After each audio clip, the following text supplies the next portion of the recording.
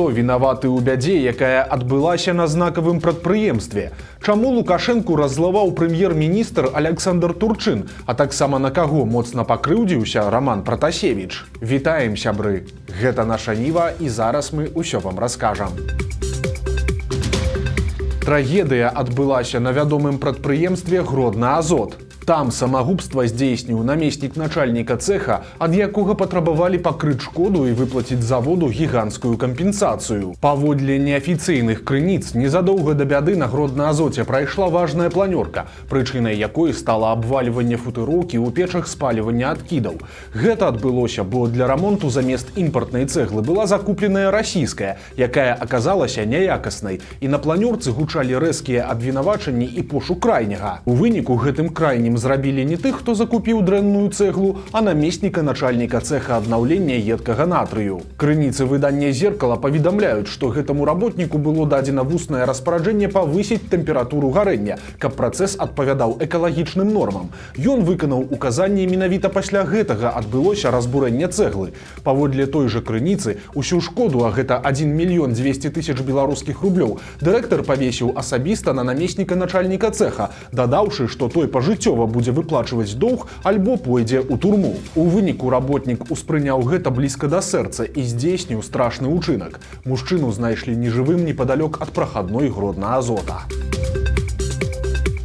Лукашенко зладзіў вывалачку прэм'еру, прызнаў правал чыноўнікаў і нечакана расказаў, як цынічна дзяржава зарабляе на беларусах. Сёння ў Палацы Незалежнасці прайшла вялікая нарада на эканамічныя тэмы, і там амаль адразу атрымаў порцыю прэтэнзій прэм'ер-міністр Александр Турчын. Меня настораживает поток вот этих обращений за льготами и ковришками, особенно с назначением нового премьер-министра.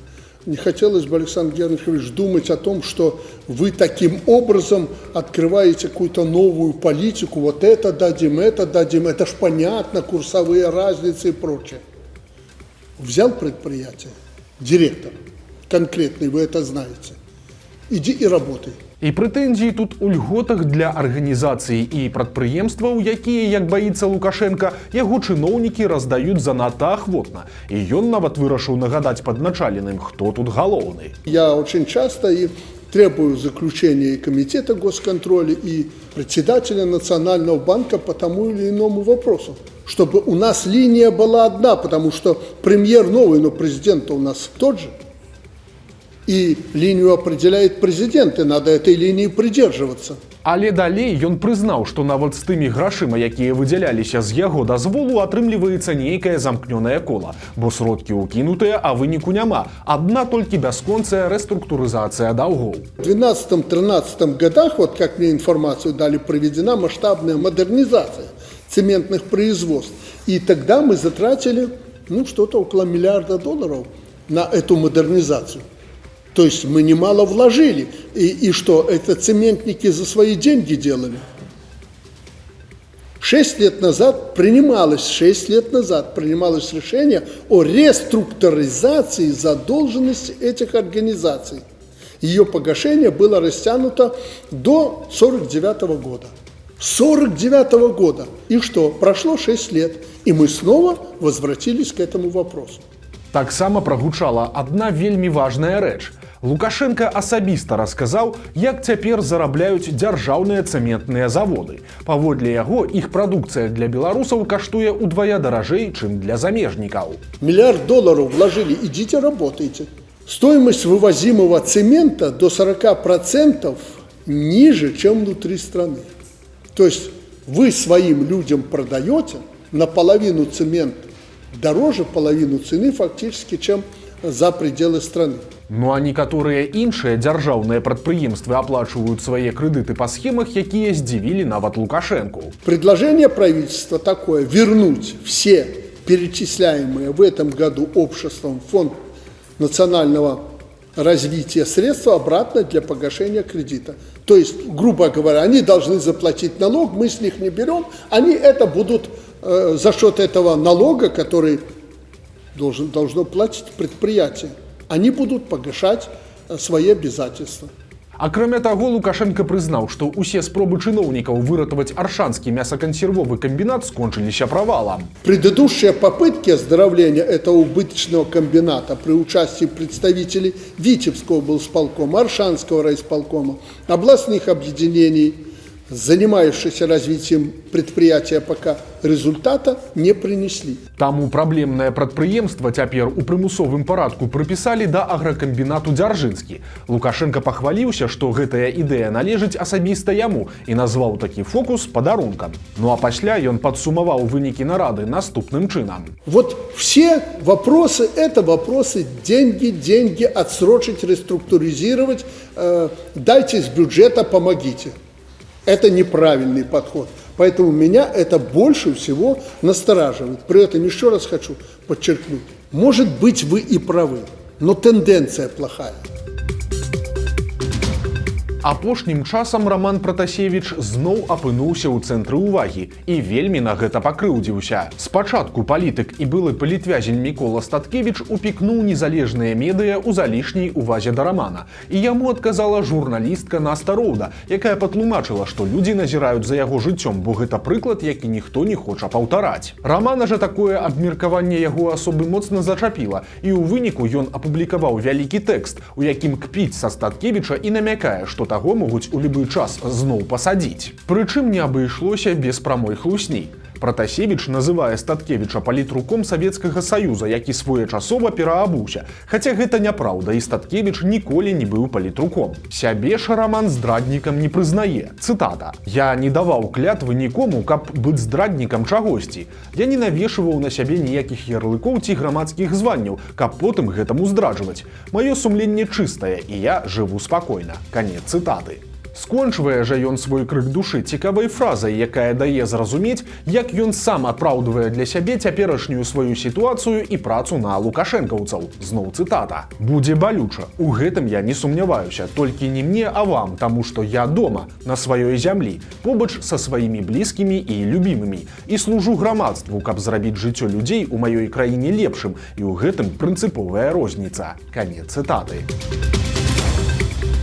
На волю выйшлі яшчэ двое палітвязняў, і абое знаходзяцца ў жудасным стане здароўя. Вольга Чукарава ў зняволенні перажыла інсульт, праз які амаль цалкам аслепла. 50гадовую жанчыну затрымалі ў лістападзе 2024 года. Яе абвінавацілі па некалькіх артыкулах крымінальнага кодекса, у тым ліку за заклікі да дзеянняў супраць нацыянальнай бяспекі, абразу прадстаўніка ўлады і Лукашэнкі, а таксама за ўдзел у экстрэмісцкім фарміраванні. Чукаравай далі 4 гады колонии, але яшчэ падчас знаходжання ў СІЗА яе стан моцна пагоршыўся. На фоне моцнага стрэсу яна перажыла інсульт, у выніку якога амаль цалкам страціла зрок і была вымушаная перасоўвацца на вобмацак. Цяпер жа Чукараву адпусцілі, аднак дакладна невядома, ці было гэта памілаванне ці вызваленне па стане здароўя. Таксама на волю выйшаў анархіст Мікіта Емельянаў, якога затрымалі яшчэ ў 2019 годзе, калі яму было ўсяго 19 гадоў. Разам з іншым анархістам Іванам Комарам юнак кінуў коктейль Молотова ў СІЗА на Валадарцы. У выніку трохі падкапціліся дзверы і шкода склала ўсяго толькі 1,5 рубля. Аднак хлопцаў абвінавацілі па некалькіх артыкулах крымінальнага кодекса, у тым ліку за пашкоджанне маёмасці, апаганьванне будынкаў і незаконныя дзеянні са зброяй. Емельянаў атрымаў 4 гады, але пасля яму некалькі разоў накідывалі дадатковы тэрмін за непадпарадкаванне адміністрацыі калоніі. Хлопца пастаянна кідалі ў ШІЗА і іншыя ізалятары. Агулам ён правёў у карцары больш за 5 месяцаў. У турме яго абмяжоўвалі ў кантактах з роднымі, не перадавалі лісты, канфіскоўвалі перадачы, а таксама не давалі спатканняў. Акрамя таго, паведамлялася, што яму не перадавалі нават малюнкі малодшага брата. Адміністрацыя адмаўлялася прымаць яго скаргі, і ў знак пратэсту Емельянаў некалькі разоў трымаў галадоўку. Акрамя ўсяго, за час знаходжання ў зняволенні ў Мікіты Емельянава сур'ёзна пагоршылася здароўе. Ён пачаў страчваць зрок, а таксама не атрымліваў неабходных медыцынскіх сродкаў і вітамінаў. 2 мая 2026 года Емельянаў быў датэрмінова вызвалены. Абставіны яго вызвалення пакуль невядомыя. Пакуль адных палітычных вязняў выпускаюць, іншых працягваюць саджаць. Цяпер стала вядома, што жыхарку Маладзечна, якая выйшла з бел-чырвона-белым сцягам у першыя дні вайны, адправілі ў калонію. Вольга Барунова выйшла на адзіночны пікет проста ў першую раніцу расійскага ўварвання 24 лютага 2022 года. Жанчына стала на дарозе каля крамы на вялікім гасцінцы з бел-чырвона-белым сцягам, і прыкладна праз 15 хвілін на месца прыехалі сілавікі і яе схапілі. У лютым 2025 года па Вольгу зноў прыйшлі, і гэтым разам яе змясцілі ўжо ў СІЗА. Цяпер стала вядома, што прайшоў суд, і Барунову абвінавацілі адразу па 4 палітычных артыкулах і далі ёй 3 гады калоніі. А ліквідатара чарнобыльскай аварыі Уладзіміра Телепуна, якога затрымалі на пачатку красавіка, перавялі ў СІЗА па крымінальнай справе. У чым вінавацяць 70гадовага мужчыну, дакладна невядома, але праваабаронцы кажуць, што пераслед Телепуна мае палітычны характар. Лукашенко падпісаў важны указ. І цяпер рынкам алкаголю ў Беларусі будзе займацца у тым ліку і КДБ. Па загадзе Лукашэнкі пры Саўміне ствараецца спецыяльная каардынацыйная група па вытворчасці і абароту алкагольнай і нехарчовай спіртазмяшчальнай прадукцыі. Узначальваць яе будзе першы віцэ-прэм'ер Мікалай Снапкоў. У складзе групы 1,5 дзясятка прадстаўнікоў розных ведомстваў, уключаючы камітэт дзяржаўнай бяспекі. Важнай функцыяй гэтых каардынатараў стане арганізацыя конкурсаў на права імпарту алкаголю ў нашу краіну. Раней за такія конкурсы адказвала міжведамасная камісія на чале з міністрам антыманапольнага рэгулявання і гандлю. Паводле новага указа яна спыняе існаванне. Акрамя таго, новая група пры Саўміне зоймецца аналізам патрэбы і забяспечанасці ўнутранага рынку, а таксама будзе вызначаць і размяркоўваць квоты вытворчасці алкаголю. Праўда, пераможцаў конкурсу на імпарт алкаголю, як і раней, будзе зацвярджаць асабіста Лукашенка. Усё ж гэтая сфера ў Беларусі прыносіць вялікія грошы, і яе цалкам кантралюе дзяржава, таму абы каго да такога ласага кавалка проста не дапусцяць. І тут для разумення. Адным з самых буйных імпарцёраў алкагольнай прадукцыі ў Беларусь з'яўляецца кампанія, якая належыць кіраўніцтву справамі Лукашэнкі.